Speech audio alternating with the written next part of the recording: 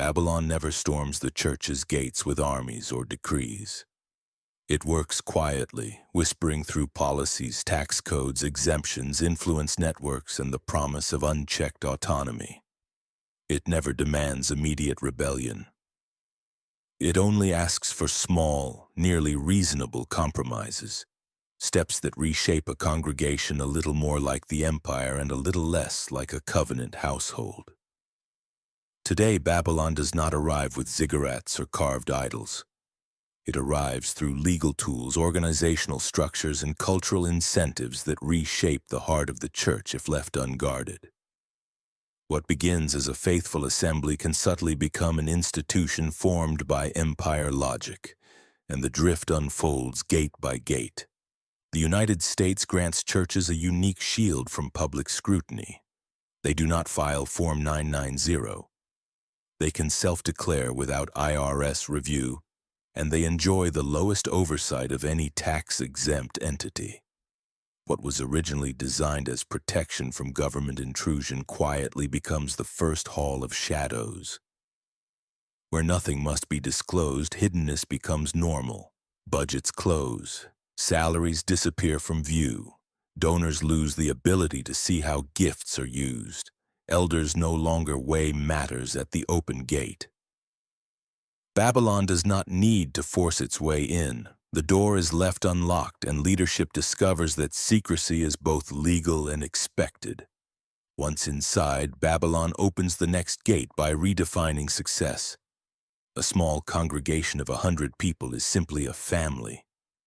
A church of 10,000 is suddenly a landholder, an employer with hundreds on payroll, a regional economic force, a media center, and a multi-million-dollar nonprofit.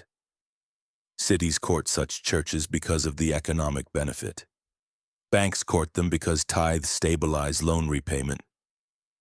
Politicians court them because they sway thousands of voters.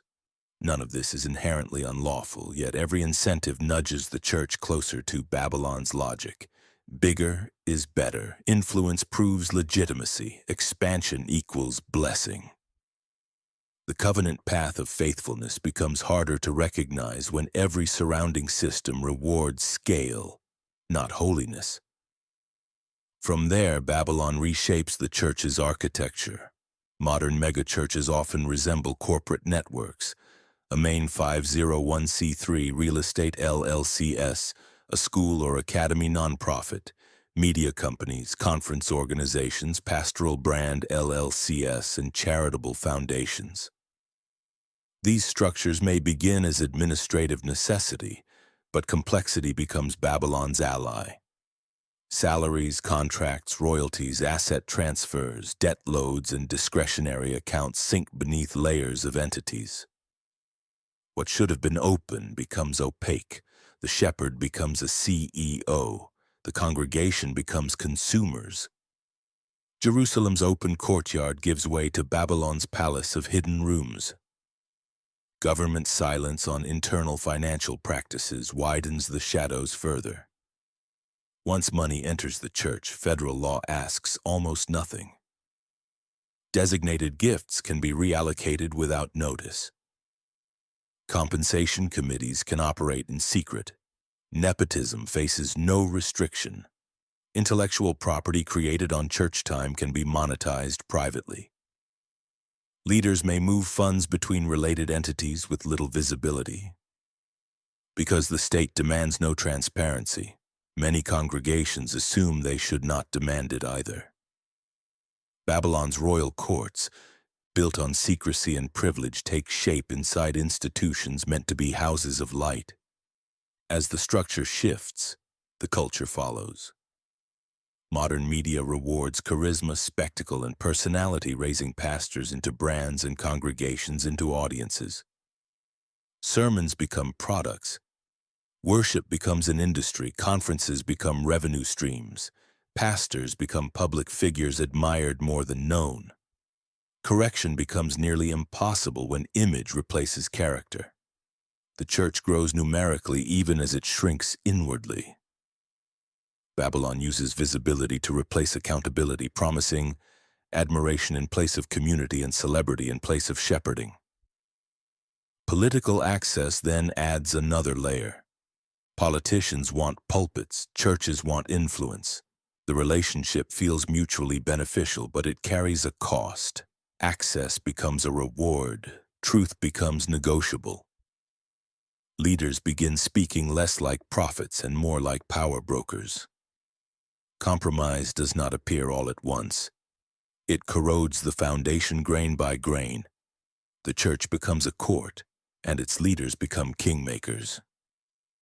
Babylon smiles, for its fingerprints appear not in open rebellion but in subtle reorientation. Perhaps the most dangerous gate is the one inside the church itself. America grants churches enormous freedom, but covenant faithfulness requires voluntary restraint. Open budgets, shared leadership, straight scales, slow growth, and transparent stewardship demand humility and discipline. Babylon offers the opposite: autonomy without accountability, freedom without scrutiny, power without cost. Many leaders, not out of malice but out of ease, choose the smoother path. The wide road feels efficient, the narrow road feels cumbersome. Babylon whispers that oversight is unnecessary, and many believe it. When all these gates swing open together, legal freedom, financial opacity, complex entities, celebrity culture, political pull, and internal autonomy, the spirit of Babylon thrives. The IRS never commanded secrecy. Media never mandated showmanship. Politics never forced allegiance, but each provided tools, and Babylon showed how to use them. Drift happens not by coercion, but by quiet invitation. The end result is a church that still speaks holy words but functions with imperial bones.